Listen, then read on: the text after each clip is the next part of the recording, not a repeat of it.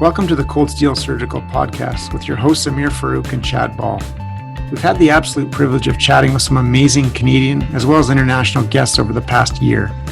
While the topics have been broad in range, whether clinical, social, or political, our aims for the podcast continue to remain the same. We hope to inspire discussion, creativity, scholarly research, and career development in all Canadian surgeons. We hope you enjoy our second season as we continue to highlight some incredible guests, deliver detailed masterclass sessions on a myriad of clinical topics, and introduce some fresh new features such as debate and companion formats. We hope you relish the podcast as much as we do.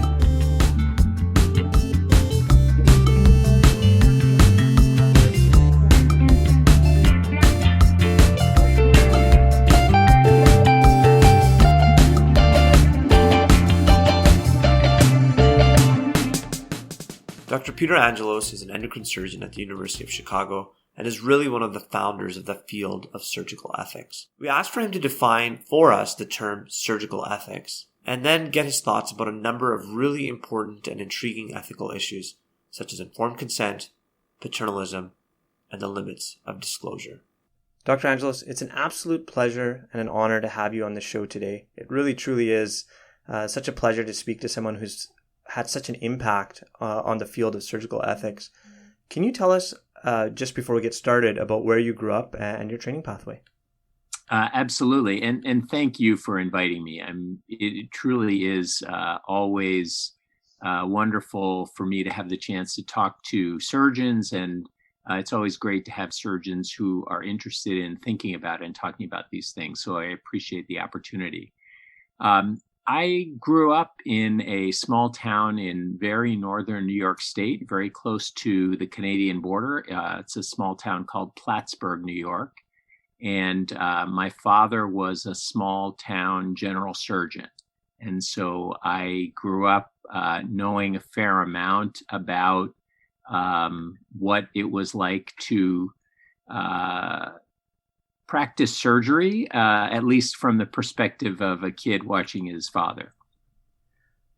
Yeah, I think it's pretty neat, as someone who has a father as a surgeon as well.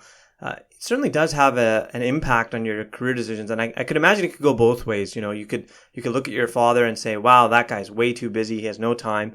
Or, I suspect in your case and in my case, you look at your father and say, "Wow, this person is really fulfilled and they love doing what they're doing." So maybe there's something to their career. Is that sort of how you felt about things too, Dr. Angelos? Yeah, I think that's absolutely true. And I have to say, my father, for much of the time that I was growing up, he was in a small group with 3 surgeons total. And it was a small community hospital. And in those days, there were certainly no residents and there were no PAs. And so the way it worked is my father was either on call, which meant, he dealt with everything, or he was on second call, which meant that he would just come in to assist the on-call surgeon with cases, or one night in 3, he was completely off. And so growing up, it was not an unusual thing that, we would get up and he would have been up all night, or, there were certainly holidays where he had to go to the hospital and take care of a patient. But I have to say, as a kid, I didn't realize that general surgeons had a terrible life. When I went to medical school, everybody said, "Oh my gosh, how sad. Your dad was a general surgeon. You must have had a terrible life." And I felt quite the contrary. I felt like he was always very interested in us and what we were doing and would always try to be there. But it was also clear that, as you said, he did love his job and he had a great amount of professional satisfaction in taking care of patients. And I think that part of it is just the idea that, he was practicing surgery in the town that he grew up in, and he felt like he was providing a service to the community. And that was a really very fulfilling thing for him. And so for me, I guess I was very much drawn to the consistent way in which he was able to help the community, take care of patients, and he was certainly loved being a surgeon. I'm curious in particular, how did your pathway navigate towards ethics? How did that initial interest spark itself in your voyage? Well, thanks for asking. It was kind of just fortuitous. When I was in high school, it was a small high school, and there were no AP courses. And so if someone was a good student, instead of having the opportunity to take an AP course or take honors courses or something like that, we had the ability to apply to a program that let us take college courses for high school credit. And so just down the street from my high school was State University of New York College at Plattsburgh, SUNY Plattsburgh. And so I applied for this program, and I ended up taking a course in ethics as a high school student. And I was just intrigued by the course. And I loved the idea that you could study right and wrong, and the idea that somehow someone could be an expert in thinking about those things was really very appealing. And without question, my parents, both my mother and my father, very much encouraged me to take this course in ethics. I took it. I really enjoyed it. And then as I was finishing high school, I had decided I wanted to go to medical school. And I was ultimately accepted into a 6-year BA MD program at Boston University. And so with this accelerated program, we had the chance of doing, a little bit of undergraduate work. So we did 2 years of undergraduate, and then we started medical school. And during those 2 years, we were in school all 12 months of the year. And then after the first year of medical school, we went back and finished our undergraduate work. And so during that time, I took a number of philosophy courses. I really enjoyed it. I ended up double majoring in philosophy. And all along, I had this idea that one of the nice things about this 6-year medical program was that it seemed like I was saving time. And when I was in my second year of medical school, so that's now 4 years out of high school, my parents again sort of suggested to me, well, what is the rush to finish medical school?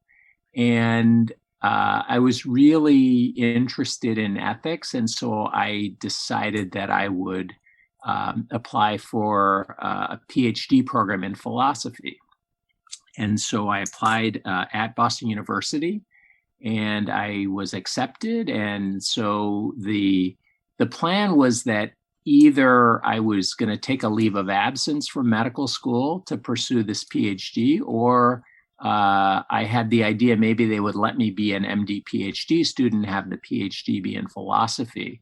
And so I was fortunate. I went to the people in charge at Boston University, and after a little bit of consideration, they gave me permission to be an MD PhD student. I guess it was the first time they had done that with someone getting a PhD outside of the sciences.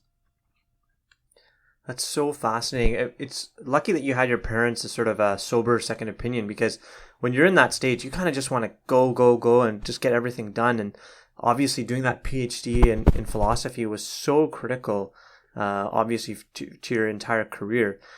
Do you think were the big highlights from doing your PhD in philosophy? You were immersed in doing medical school, the sort of if I could call it, the hard sciences of learning about medicine and physiology, and then you take this step away from medicine and do your PhD in philosophy. What was that like, and what did you really get out of those couple of years doing your PhD? Sure. It was really a very different way of thinking, and for me, I felt like so much of pre-medical education when it came to the sciences was very much like, here are the right answers, and here are the things that you need to know. And especially in the first couple of years in medical school, anatomy and physiology, it's a lot of, these are the facts, and you need to learn those facts. You need to memorize anatomy. Those were things that, it was a lot of fun learning. But it was also interesting in the sense that once I started studying graduate school in philosophy, there's not so many facts. There's a lot more of, on the one hand, this, and on the other hand, that. There was a lot of sort of arguments about what's the more important thing to take into consideration when you're making a decision about this or that. And so I felt as though it was almost like a refreshing change from those first couple years of medical school. And I have to say that in some ways, although the third year of medical school and fourth year of medical school were, you're taking care of patients, it is based in science, but those interactions, I think, have much more to do with the thinking that is related to things like philosophy, because in interacting with other people, we do have to learn what's important to them. And the facts sometimes matter a little bit less when values necessarily have to play a big role. And so it was this, it was kind of a fun ability to sort of switch between the world of medicine, which was much more scientific based, and the world of philosophy, which was much more non-scientific, and clearly where there's a lot more subjectivity. Well, in one of your addresses, you talk about then coming back from your PhD and then going on to match or try to apply for surgery residencies, and you expressed your desire to pursue surgical ethics. And I love the line that you say. It says, the level of interest was about as much as if I had said I was interested in modern dance. So I have sort of a two-pronged question. I mean, one is, and if you'll indulge a little bit of psychoanalysis here, surgeons are often drawn to surgery because of it being a bit more clear-cut, less ambiguous. We have to cut or not to cut. And so I'm curious how sort of that part of your brain works, maybe why it has traditionally been a bit difficult for surgeons to kind of get interested in the topic of ethics. Although, as we were talking about before the start of the show, I think that's changed. And the second question is, how did you convince the program directors of your vision and your career plan for surgical ethics? Yes, thank you. Thank you for asking those great questions. I do think that there is something that is definitely appealing for me, and I think probably for many people, about surgery, in that you can talk about, the possibilities, and maybe on the one hand this and on the other hand that, and you could talk about differential diagnosis, but ultimately you do have to make a decision, and then you have to act on that decision. And so in that sense, there is something wonderfully definitive about surgery. I think that what's fascinating to me is the extent to which we are often forced to make decisions based on incomplete data. And sometimes, we just don't know exactly what we're going to find. For example, someone comes in with an acute abdomen and we say, I'm not sure what you have, but I know you need to go to the operating room. And that sense of it's the absolute antithesis of theoretical analysis. It's sort of like, I don't care what the what the ultimate cause is right now, but I know the next step has to be an operation. And so I think that, to me, that it's almost like the contrast of thinking in a philosophical way about possibilities and alternatives, but in surgery, there is something refreshingly wonderful about the fact that we do make decisions and act on them. Now, you asked about how I convinced program directors and surgery department that they should take a chance on me. It was actually that I was very fortunate that I applied for a surgical residency at Northwestern University. And the chair and program director at the time is a gentleman named David Narwald. And Dr. Narwald had a huge influence on me because he was the one who actually was very, very interested in ethics. And I remember vividly of all of the people that I spoke to about my interest in ethics and surgery, he is the one person who said to me, "Tell me about this interest in ethics and how you think that you could sort of integrate that into an academic surgical career." And, he was someone who was so interested in it that I do think that that's probably why I was fortunate enough to match and do my residency at Northwestern, because I'm pretty sure that I didn't have quite the qualifications of most of my colleagues in the residency. But I was very fortunate that Dr. Narwald thought that there was something there that he was intrigued by. And then, he continued to have a huge impact on me, because although I had done all of this work for my PhD, my dissertation was ultimately not accepted at the point that I was applying for residencies. And so I was still in the position of having to rewrite my dissertation as I started my residency. And Dr. Narwald actually supported my doing research for a year while I rewrote my dissertation. And at one point, I even was disgusted with the whole thing and said to him, I think that we should just cut our losses, and I think I should stop the PhD program because I really love being a surgeon. And he said to me, "That's a bad idea. It will have a huge impact on your career, and you really need to stick with it." And in those days, when the chair told you that, that's what you did. And so that's what I did. And I am forever grateful to Dr. Narwald for that good advice. And then, if that wasn't enough of a huge influence, then he hired me as a faculty member when I finished my training. And so, I really think that it was his vision for what might be that ultimately led to me sort of completing that early decision to get a PhD. How would you describe to our learners maybe some of the differences between traditional medical ethics and then the more sort of new concept or newer concept that you've really championed and pioneered, that being surgical ethics?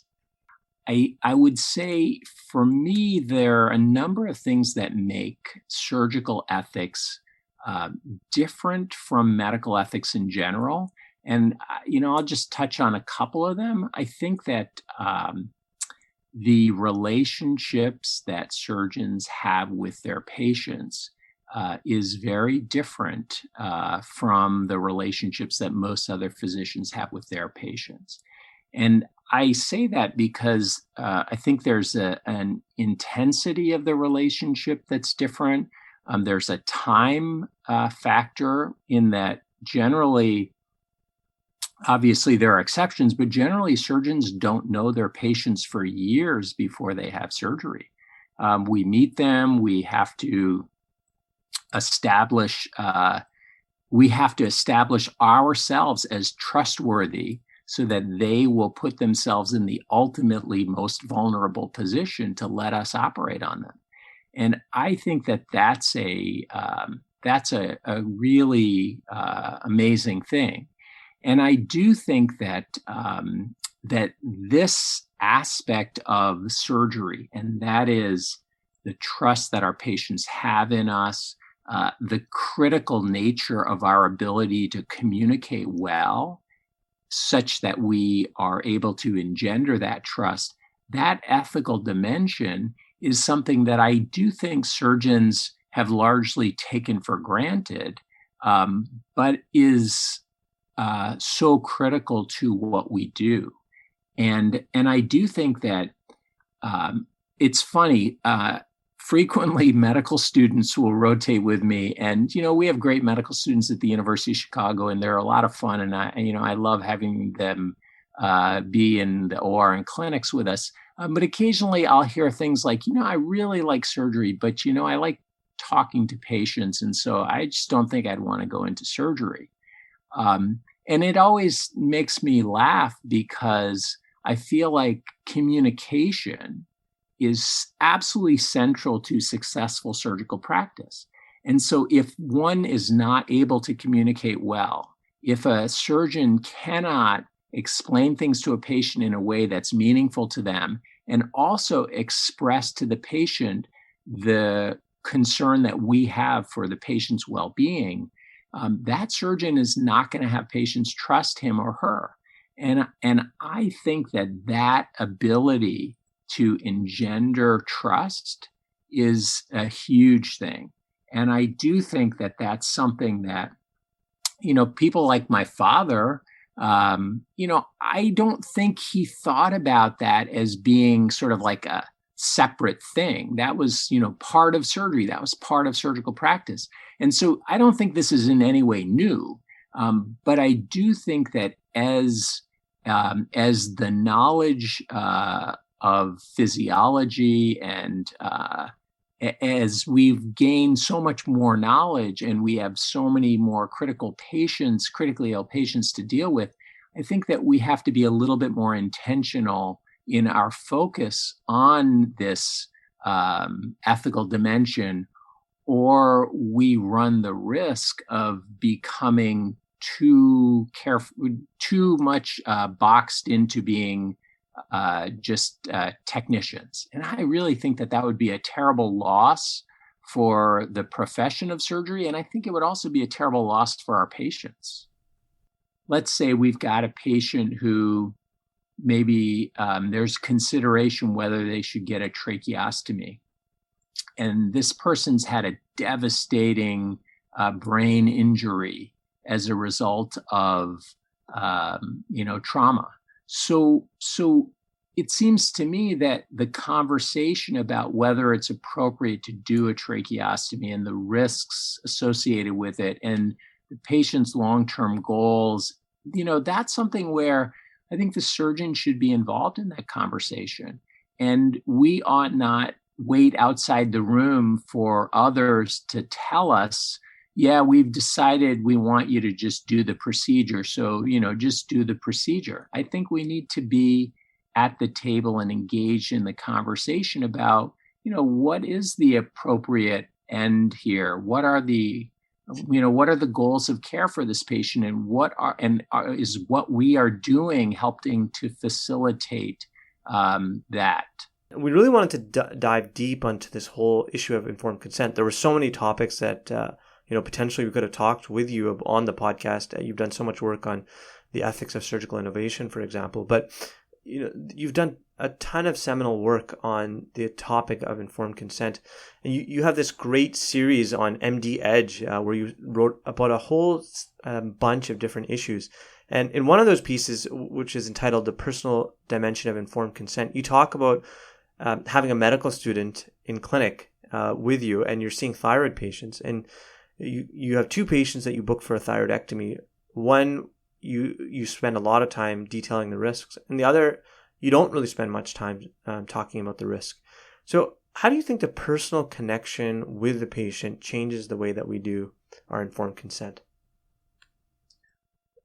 It's a great question. I think that there's a minimum level of information, for example, that every patient who's having an operation needs to know. And so, I think that they've got to know what the risks are. They got to know what the alternatives are, and they've got to know why they're having it. What are the benefits?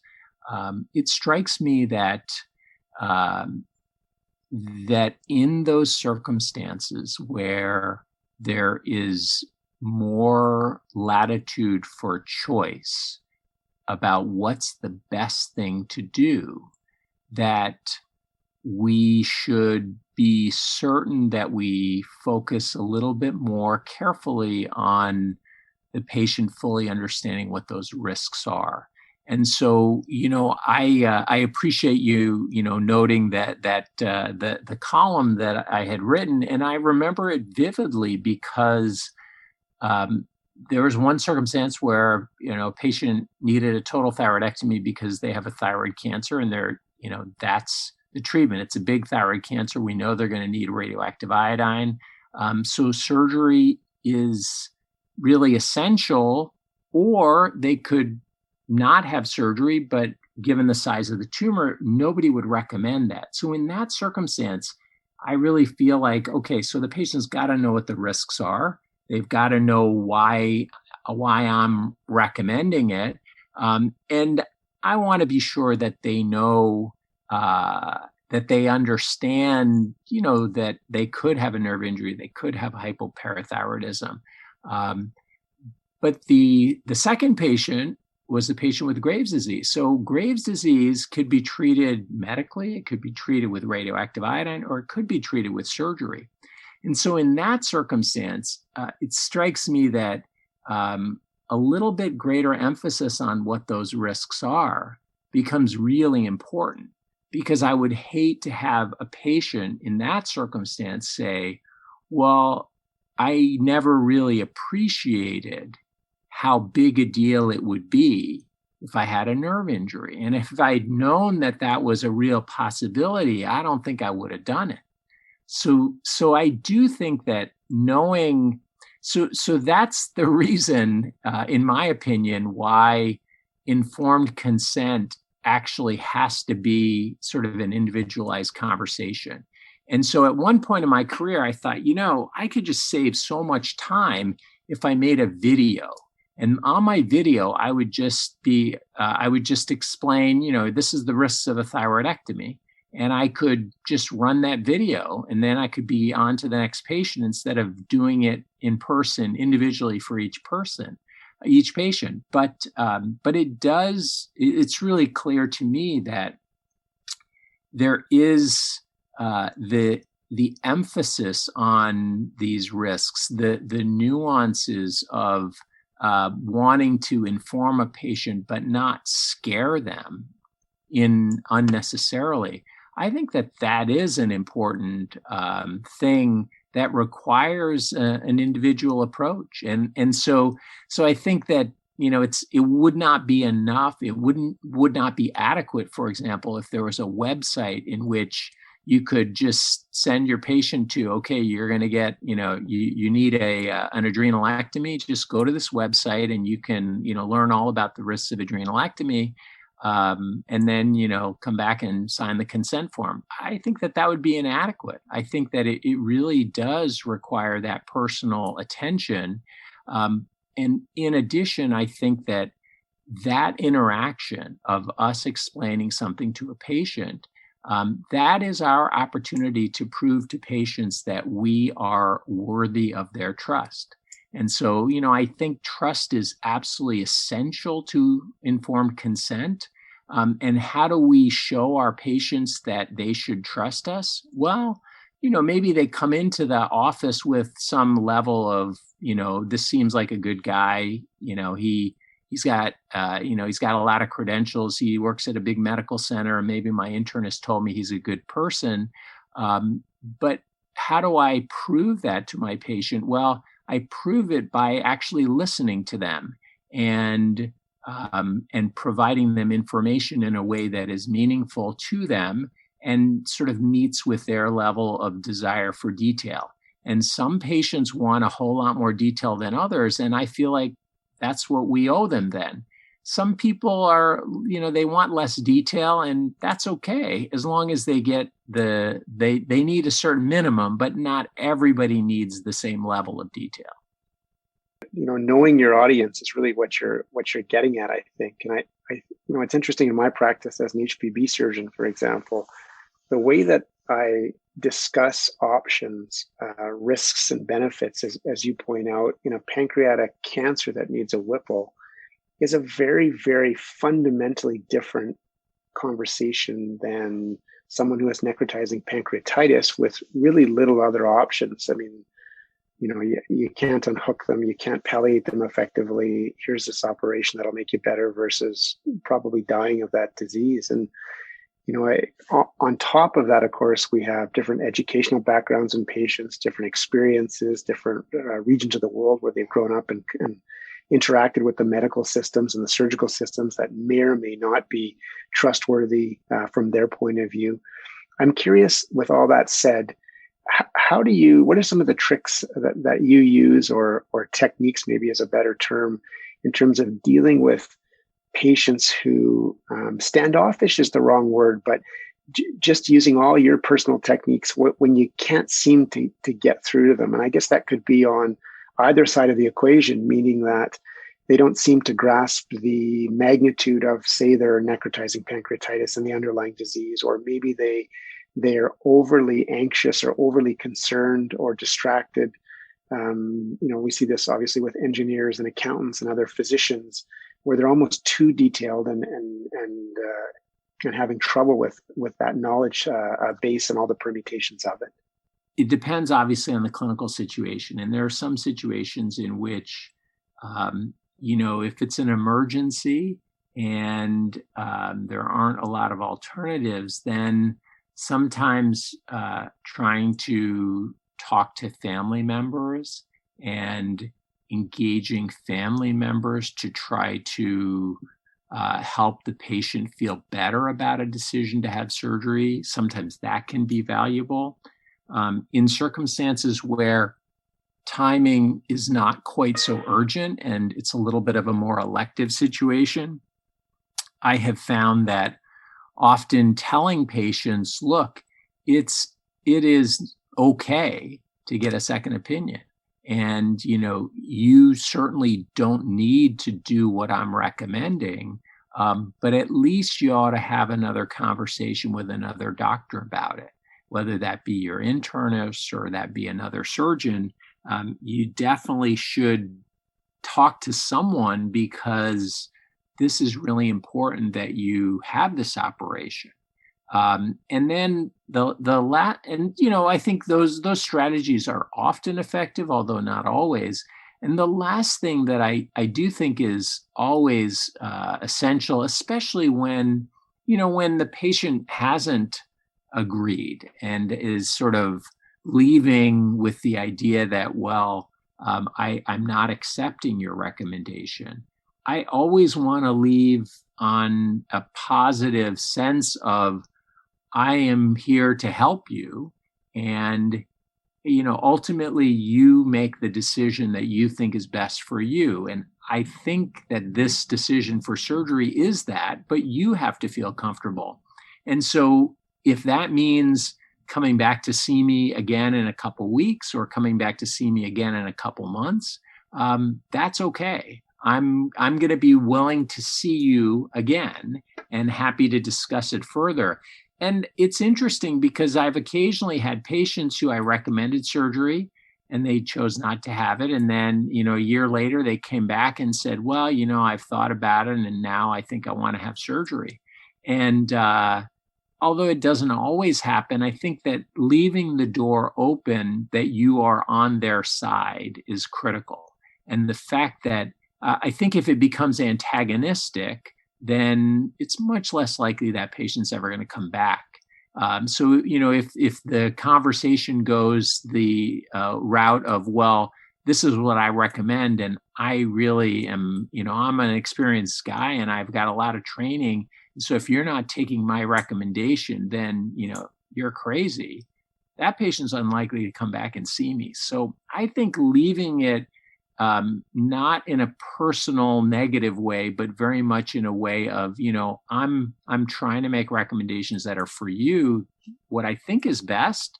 And, feel free to come back and revisit it if you so desire. Oh, that's so well said. I think sometimes those of us who work in quaternary or tertiary care academic facilities with large teams, and I guess HPB would be the sort of current example of that. We have superb fellows who obviously are board certified surgeons, and we work in faculty teams. And so when they're an inpatient, you're right, there is a lot of opportunity for discussion across many experienced and savvy caregivers. But maybe in the clinic, that's also a great point, that you don't necessarily have all that group there. I think asking for a second opinion from a colleague or from someone across town or whatever it might be is a great idea. The other thing that I wanted to get your thoughts on along this line is the use of language, specific language, and the terminology that we use. And I know, right or wrong, for me, I will change the cadence of even my speech and the language I use based on who I'm talking to.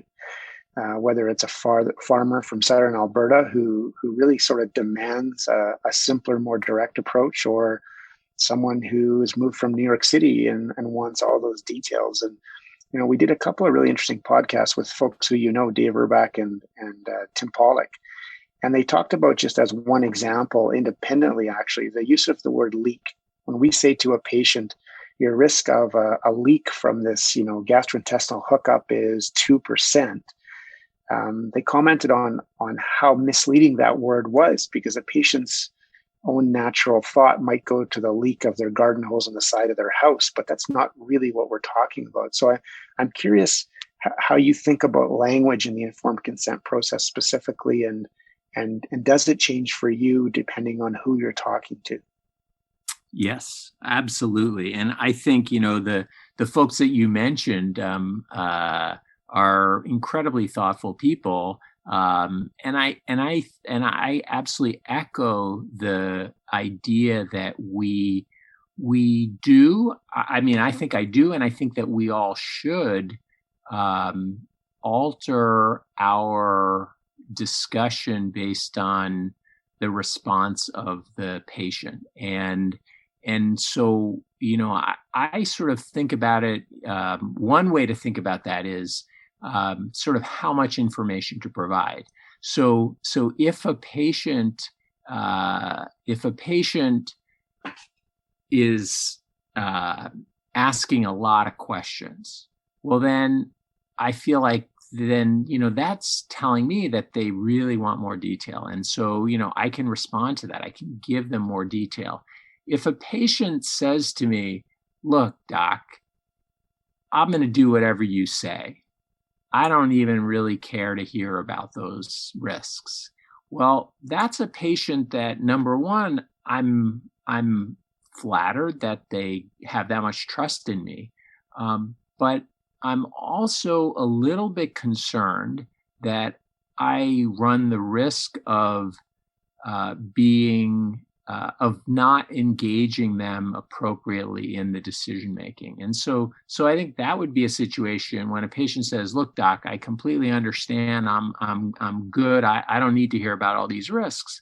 My response is always, "Well, I'm flattered by your trust, but I really think it's critical that you hear about these things, because as much as I'm going to try to avoid you having these risks, I know that it's a possibility, and it wouldn't be right for you to make a decision without knowing what those risks are."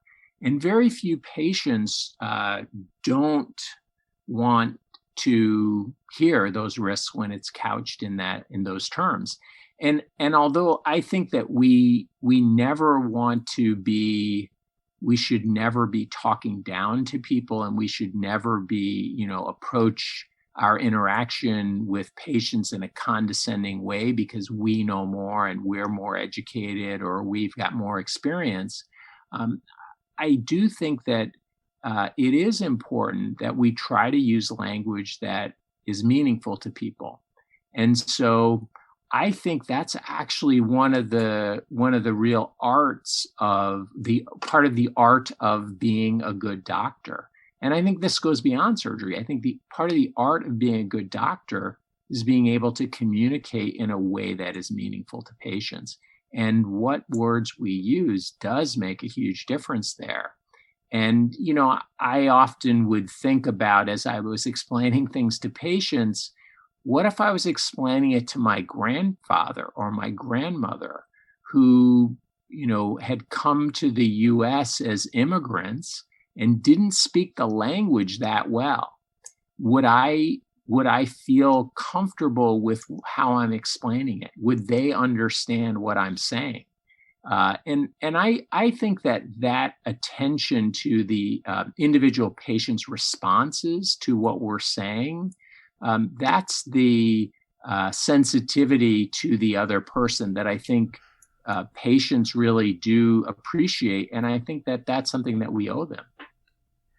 It's interesting in medical school when we would have all these lectures about ethics, they would talk about the demise of paternalism, and that, really it's now about the autonomy of the patient, and you present them the options and they choose from the options. But really what both of you have talked about, both you and Dr. Ball have talked about, is that we do have a role, whether we believe it or not, or whether we acknowledge it or not. We do have a role in guiding people towards a certain option that we think might be the better one for them. I loved another piece that you had written on that MD Edge column, where you talk about the role of paternalism in informed consent. And you have this really great sort of scenario where you're doing an operation for a parathyroid adenoma, and then you unexpectedly find this nodule in the thyroid, and it comes back. And then you have this whole series of decisions you have to make. The first being, well, should I biopsy this? Or should I call the patient's family members who are in the waiting room? So can you maybe expand a little bit on that specific scenario that you had talked about? And also, is there a role there then in surgery in particular, and maybe more generally in medicine, for paternalism? Sure. So I do think that the very circumstance of the unexpected findings in the operating room, that's one where I think we as surgeons are in a position to have to make decisions, often without any input from patients or surrogates, much more frequently than other physicians do. And I do think that circumstance of, you see something, and I do remember that case that I had written about. So, I see something in the thyroid, it doesn't look right. Number one, should I take it out? And then, I feel like, well, if it doesn't look right, then I should take it out. And then number two, well, if I take it out, should I get a frozen section? Because if I get a frozen section, then I'm going to know the answer while the patient's still asleep. And the patient's not going to be able to participate in the decision making. And so I think that, all of these things are important when we find the unexpected. And part of the problem is that if it is truly unexpected, then it's hard to have had a conversation about it ahead of time with patients. I do think that paternalism, although we so frequently these days talk about the value of shared decision-making and respecting patient autonomy, I think that there is absolutely a role for paternalism. And I think part of that role is in making recommendations for patients, not just giving them a list of options. But then also, I think especially when patients are asleep in the operating room, that is where I do think paternalism is appropriate. And I think part of the importance of us having an individual conversation with a patient is to get some sense of that person and a little bit of an understanding of, their values and their level of worry and concern. And, that way, at least we've got some basis by which to decide how to proceed. Now, there may be circumstances where it is absolutely appropriate to talk to the family about a decision. But sometimes the person in the waiting room is not the person that the patient would want to make the decision. And so sometimes the person in the waiting room is the person who had the car or who had the day off. And so I do think that we sometimes kid ourselves in thinking that by talking to the family in the waiting room that we've somehow respected the patient's autonomous choices. Because if we haven't actually asked the patient, who would you like to make decisions, then we're never really sure if it's that person in the waiting room or not. One other aspect of informed consent that we haven't really touched on, but that I think is so important and something that perhaps we all kind of think about in the back of our heads, but don't really, explicitly say out loud, is how much should we really disclose to patients? And this sort of touches on some of the work that you've done in the ethics of surgical innovation as well. You talk about, again, and I just absolutely loved that series that you had on MD Edge. So you have this other article there that's called How Was Your Night, Doc? And you talk about thinking about, well, should I tell the patient that I was up all night on call and I didn't get much sleep? How much should we really be disclosing to patients? And I also think about the fact, for example, if you're introducing a new technique or using a new tool for doing an operation, and you're early on in your learning curve, is that something that you have to disclose? How do you sort of approach that dimension of informed consent? I think it's hard. I think that, part of it, I think, has to do with what is the patient going to do with that information, and is it actionable information or not? And so, if I walk into the pre-op area at 7 a.m. to see my patient who's supposed to, be in the operating room at 7:30, and they say, so I hope you had a good night. I hope you got a good night's sleep. It seems to me that in that scenario, for me to say, I feel, I really did not sleep well. I don't know, maybe I had I had indigestion all night. But I'm tired, but I'm fine. There's no question I can do your operation. It seems to me that I've just shared information that's not really actionable, and that's also unlikely to help that patient at that particular time. And so I really do think that we need to exercise a fair degree of discretion in saying, in assessing oneself. So if, for example, I felt like, gosh, I'm going through a personal crisis, and I truly cannot concentrate on what I'm doing, then I need to tell the patient and I need to cancel the operation. And, I'm reminded, it's an extreme example, but I'm reminded of a friend of mine who had a patient scheduled for a parathyroidectomy the next day. And he had the death of a parent, unexpected, on the day before he was scheduled to do that operation. And he asked his office to call the patient and tell them, look, that your doctor had this death in the family and he's not in a position where he can do the operation. And I remember the shock with which the response from the patient was, well, we have a surgery date and I've changed my work schedule and I think he should just be there. And that sort of shows a level, a lack of understanding of the extent to which one needs to be present in the moment in the operating room and needs to be able to really focus on what we're doing. And I think that that's where we have to exercise discretion. I think that, if I had so little sleep that I really think that I'm going to put someone at risk, well, then I should tell them. I should tell the patient. I should find another surgeon or find another day for the operation. But I do think that we probably shouldn't overshare if it's just going to cause concern with no particular benefit. Now, when it comes to an innovative procedure, I think that the question is, do we simply answer the question truthfully when asked, or do we offer the information? And that's, I do think, again, it's a personal decision based on, I think, where one believes one is on the learning curve.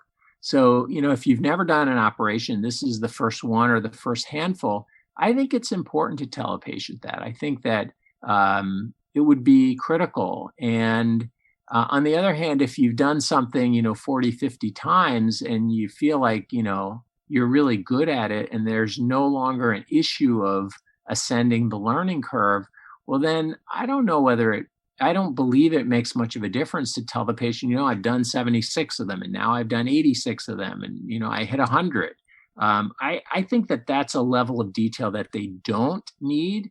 But I feel that we ought to be very strict about answering the question when asked truthfully. And I do think that if we truly believe that we're at the early phase of our learning curve, then we should tell patients that. And I've been amazed at the extent to which patients say, well, if you think it's a good idea, doc, then I'm willing to have you do it because I want to get it done and I trust you. And that, again, it does depend on surgeons to exercise a level of professionalism in their interactions with patients that really puts the patient's benefit ahead of their own.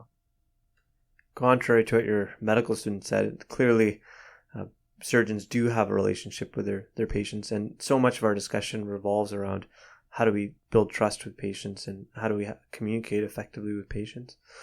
One of the chapters you wrote with Darren Bryan in the textbook Surgical Ethics was about how to solve everyday practical ethical problems that one might face on a day-to-day basis in surgery. Can you briefly touch on some of the potential tools that surgeons can use to sort out ethical problems? And maybe just briefly, when do you think it's appropriate or necessary to get your hospital ethicist involved when you have an ethical dilemma? Sure. So, my co-author, Darren Bryan, is a wonderful guy who's completing his thoracic surgery training now in Boston. And, I think that it is some of the things that we can do to minimize our ethical challenges is to be upfront with patients and their families and try to communicate in a clear manner. I think that ensuring that we repeat things that are important and give people lots of opportunities to get information, I think that that's very valuable.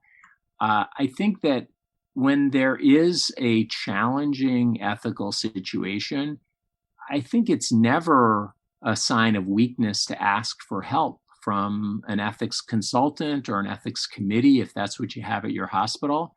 I think that sometimes just getting another perspective has value not only for us as physicians, but also for our patients or their families. And so I would say, it's the way we think about voting in Chicago, early and often. I would say get an ethics consultant early and often if you think it will be of value. And it may be of value for you, it may be of value for the team, or it may be of value for the patient or the family. But I think that having another group or another person to engage in that conversation is never a sign that we've not discharged our responsibilities, as long as we continue to remain engaged. So I think that, asking for an ethics consultation doesn't mean that I now no longer have to talk to my patient or their family. It just means that I'm going to widen the conversation and involve more people in the conversation. And that, I think, is a really important thing. When we ask for help, it should be, the way we ask for a cardiology consult. We're not going to ask the cardiology consult to then, take over all the care of the patient. Rarely are we going to do that. More likely, we're going to ask them to give us an assessment of preoperative risk or something like that. But we're going to continue to be engaged with the patients. And so I do think that getting help is valuable. And we shouldn't feel that that by asking for help, we're acknowledging that we've done anything wrong. Now that you've spent your career working on surgical ethics, you've done so much work on this, you've given so many great talks. The first time I ever saw you speak was at the meeting for the annual Society of for colorectal surgeons, and you held a group of colorectal surgeons captive, which is impressive for a thyroid surgeon. So it just speaks to what you've done. But now that you've spent your whole career doing this, do you think that the conversation and the approach towards surgical ethics has changed as sort of an overall culture from a 30,000 foot level? And the second thing is, what do you think are the big issues in surgical ethics going forward for the next few decades? I think there has been a huge change. And I do think that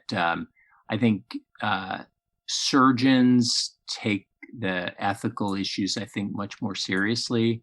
I think that it is, I think that organized surgery, the American College of Surgeons, for example, has lots more programs related to ethical issues in surgical care than it used to. I think that there's a clear acknowledgement of the importance of the topic. And so I think that's, I think it's a huge move in the right direction of really saying this is an important set of issues that we need to be cognizant of as practicing surgeons. I think if you think about what's the biggest risk for us in the future, or the biggest challenge for surgical ethics, it strikes me that there's lots of potential issues, and informed consent will always be an issue, and how we deal with innovative procedures and how we disclose our experience to patients. Those are going to continue to be big issues.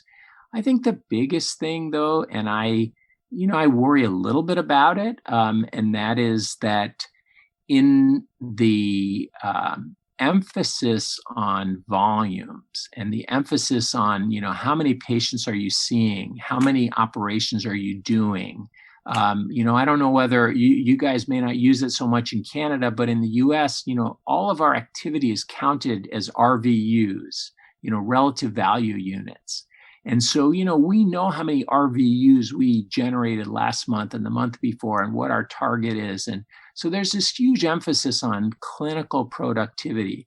And surgeons are most productive when they're in the operating room. And so I think that there's a tendency on the part of administrators to push surgeons to be in the OR more and spend less time with their patients. And I think we've seen a little bit of this movement, perhaps less in general surgery and its subspecialties, but perhaps a little bit more in things like neurosurgery and orthopedic surgery, where there are departments that hire internists to sort of do the preoperative and postoperative care of their patients. And that's not necessarily a bad thing, unless it pushes surgeons to be more just technicians. Because I think if we're just technicians, then we're really missing out on what we should be doing for our patients. And I think ultimately, if we're just technicians, then we're somehow losing a central aspect of what makes it great to be a surgeon and what allows us to engender the trust of our patients, which is that we do care about them as people and not just as someone who's going to get an operation. So I would say I think that's a big risk. I think that, in an effort to maximize RVUs, if we spend less time talking to patients and less time in our preoperative clinics, I think that'll be a problem for us. And I think that most places realize that. I think that if you ask surgical residents, I think most of them acknowledge the importance of learning how to talk to patients. And so I'm not too worried that this is going to happen anytime soon, but I think we should just at least be cognizant of the risk. I'm curious if sort of the systemic changes in how we deliver healthcare and surgical care in the COVID era, if you think both now as well as in the future, a much more electronic-based platform. I mean, the amount of discussion we have with patients over the phone or over video calls now is unbelievable, and I can't see it going back to the pre-COVID days entirely. Is there more risk in terms of consent and surgical ethics in that new environment, or do the same principles apply and we should carry on with those as tightly as we can and have in the past? Yes, it's really an open question. And I share with you some concern that in this virtual environment in which, sometimes we only meet patients in person for the first time on the day of surgery, I worry that somehow we're not able to have that same relationship. We're not able to engender trust the way we might have liked to in the past. And so I think the jury's out on how much that's going to impact that relationship. What I have, anecdotally, I would say, I think that patients have rapidly adjusted to the new normal, as so many of us have to, just in order to get through daily life in the current environment. So I think it's been a fairly ready shift where people mostly are saying, I feel comfortable. I've had a few patients who have said, well, I'd really like to meet you in person before I plan to let you operate on me. And I feel like we've got to, take those requests seriously and figure out the ways that we can continue to see people in person. I think that certainly with remote visits, it does give more patients the opportunity to engage with their surgeons without necessarily having to travel long distances. And so I do think that there's potential positives as well as the potential negatives. But I think that we still need to think about what we should do to continue to develop the trust of our patients. And it'll be interesting to see if patients whose interactions with us up until the day of surgery were only virtual, if those patients are going to still feel that sense of comfort with their surgeons. The last question we try and ask everybody, at least to some interesting, fun answers, is, if we could take you back in time and talk to a younger you, what sort of advice would you have liked to have had at that time? What kind of advice would you give yourself? I think that early on in my practice, I think that I perhaps was so interested in having patients trust me and want to have me operate on them that I think I may have been a little bit I may have taken it too personally when patients said, I appreciate everything you said, but I'm going to go see someone else who's more experienced. I think that I probably was affected negatively by those interactions more than I should have been. And now, as I'm now, most people would say I'm in the tail end of my career. I feel as though I have such an advantage over people who are younger than me, and it's not really fair. And so I would tell the younger me to not take it so personally when patients say, I'm going to have someone else do this.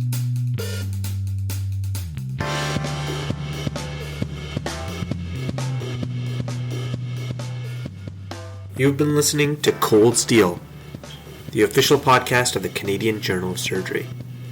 If you've liked what you've been listening to, please leave us a review on iTunes. We'd love to hear your comments and feedback, so feel free to email us at podcast.cjs@gmail.com or connect with us on Twitter @CanJSurge. Thanks again.